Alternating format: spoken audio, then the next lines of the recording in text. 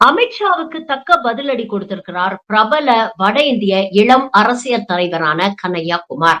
அதாவது நெறியாளர் கேக்குறாரு, அமித்ஷா சொன்னாரே, இந்தியாவுல இருக்கக்கூடிய ஆங்கிலம் பேசுபவர்கள் எல்லாம் ஒரு நாளைக்கு வெட்கப்பட்டு தலை குனியணும் அப்படின்னு. இத பத்தி நீங்க என்ன நினைக்கிறீங்க? கேட்டதுக்கு கன்னையாகுமார் சொல்றாரு, நியாயமா பார்த்தா அமித்ஷா தான் வெட்கப்பட்டு தலை குனியணும். ஏன்னா அவருடைய மகன் ஜெய்ஷா எந்த அளவுக்கு கர்ண கொடூரமா கேவலமா இங்கிலீஷ பேசுறாரு அப்படிங்கறத பார்த்து அமித்ஷா தான் வெட்கப்பட்டு தலை குனியணும். நாம ஏன் வெட்கப்பட்டு தலை குனியணும் அப்படிங்கிற ஒரு கேள்வியை கேட்டுட்டு அவர் சொல்றாரு, இவங்களுடைய நோக்கம் ஆங்கிலத்தை அழிக்கணும் அப்படிங்கிறது. நான் முழுக்க முழுக்க ஹிந்தி மீடியம்ல தான் படிச்சேன். ஆனா இன்னைக்கு ஆங்கிலம் பேசுறதுக்காக நான் வெட்கப்படல, வேதனைப்படல.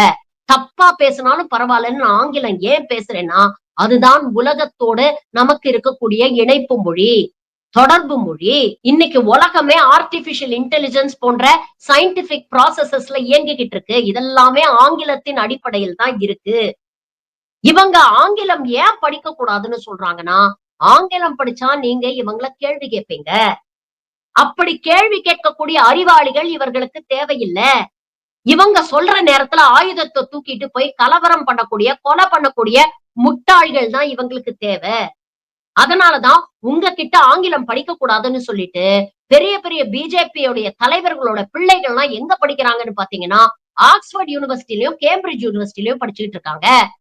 உண்மையிலேயே இவங்களுக்கு ஆங்கிலத்தின் மீது விருப்பம், சமஸ்கிருதத்தின் மீது பற்றும் இருந்தா, இவங்க குழந்தைங்கள முதல்ல சமஸ்கிருத பாடத்திட்டத்துல படிக்க சொல்லுங்க.